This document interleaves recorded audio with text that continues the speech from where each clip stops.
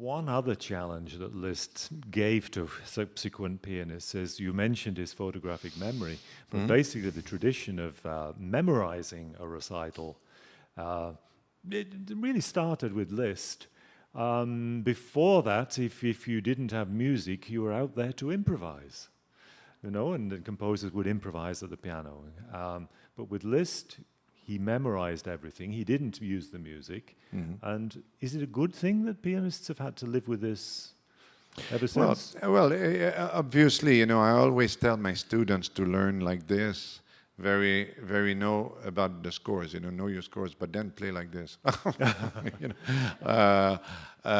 you have to have a very good basis. I think it is. I think it is good. I mean, I think if you take time to really look at the score and learn what's in the score and take the indications seriously, I think it can be transformed in hearing. We all have what we call an inner ear or something. It's like when I look in a score, I can start hearing a little bit where it's going, because I hear the motion. After all these years, you sit down at the instrument and you read.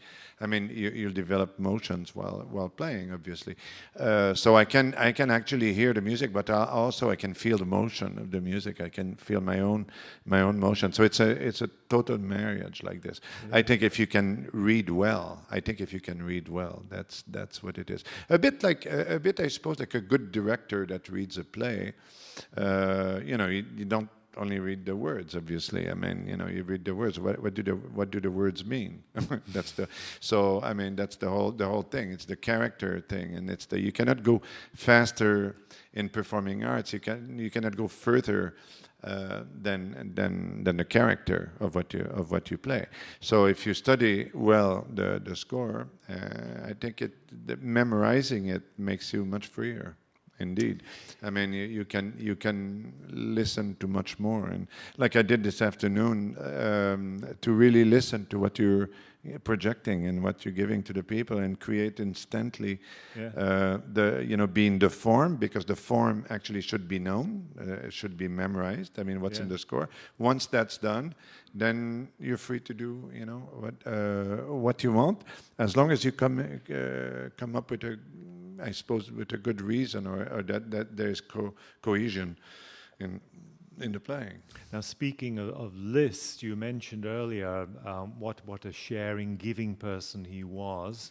And to Liszt, I think we can attribute the origin of the masterclass. Yeah. So one more thing that he achieved. You give masterclasses. Are they a good way of teaching? Well, yes, I think they are, because the main thing I think with the masterclass is that if other people, the other pianists that will play, I mean, we always have 4 or 5 pianists playing, in a masterclass. I mean, we listen to them, maybe sometimes. I know we work maybe for 3/4 of an hour. Sometimes it's. I know it's on the short side, especially on a trip. If I'm in a university town and they ask me to do something, I'll do it with pleasure, But I think the most important thing is that the young people see other young people having problems too, maybe different than them. Yeah. But I think after 4 or 5 students, if you try to help 4 or 5 students, you're going around the spectrum, of a lot of problems. I mean, one will have a problem with sound, will be very tense. The other one will have a problem with style, maybe, or something like that. The other one is not as natural a pianist, but will be. It's very funny. You get all kinds of equations. Someone can be a natural musician without being a natural pianist. Someone can be a natural pianist without necessarily be that good a musician. And I mean, you have all kinds of possibilities, and you're trying to balance. I mean, but Andre, you were talking about balance and getting the balance for your pupils. My last question to you about Franz Liszt is the balance there, and it's a rhetorical question. It's the title of this conversation: Franz Liszt, saint or sinner? Oh my God. Answer that one for me if you can. Oh boy. I think in the end, no. I mean, it relates to what I was saying before. I think if you don't believe in him and if you don't believe in his music, first of all, don't play it. I think sinners, well, I, personally, I don't see anything wrong with someone. I mean, if you go in 1840 something, getting out of the buggy and getting in a new city, and you're stuck there for 2 months or something, doing recitals, and you're going around cities doing. I mean, I think there's a lot to be said about the loneliness of these guys. I mean, they didn't have telephone, they didn't have the internet, they didn't have anything like that. And doing what we're doing is extremely difficult. I mean, it's very.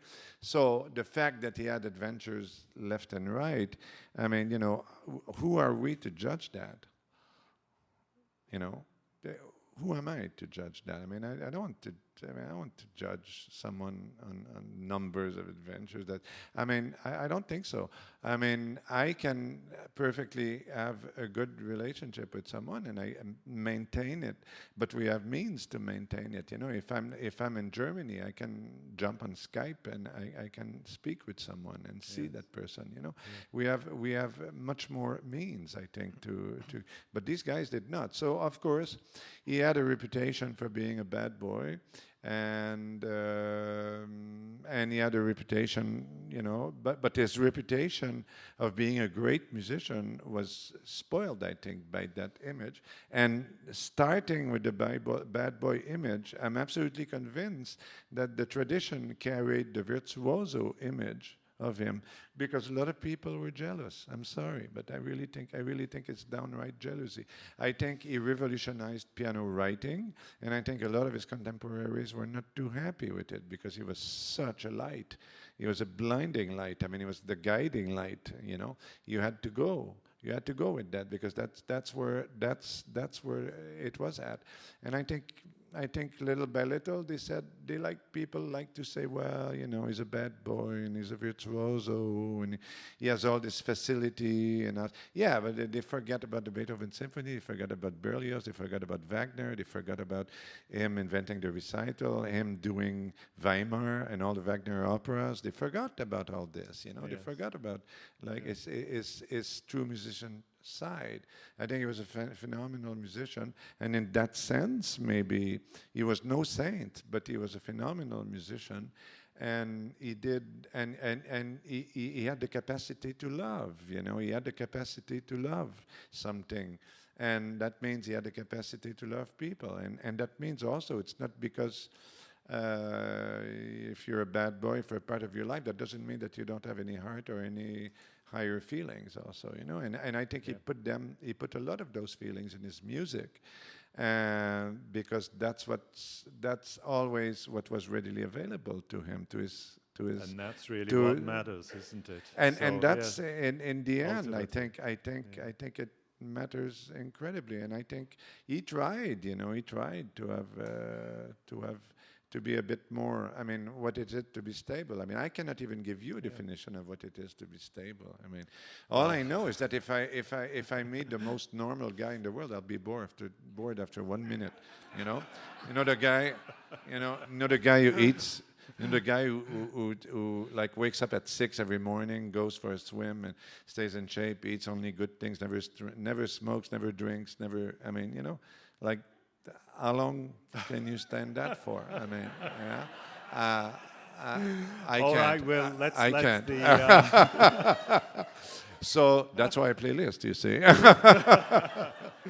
Well, Andre, thank you for sure. painting such a sort of rounded picture of Franz Liszt. Thank you. You can find out more about Andre at andrelaplante.com and the Festival of the Sound, festivalofthesound.ca.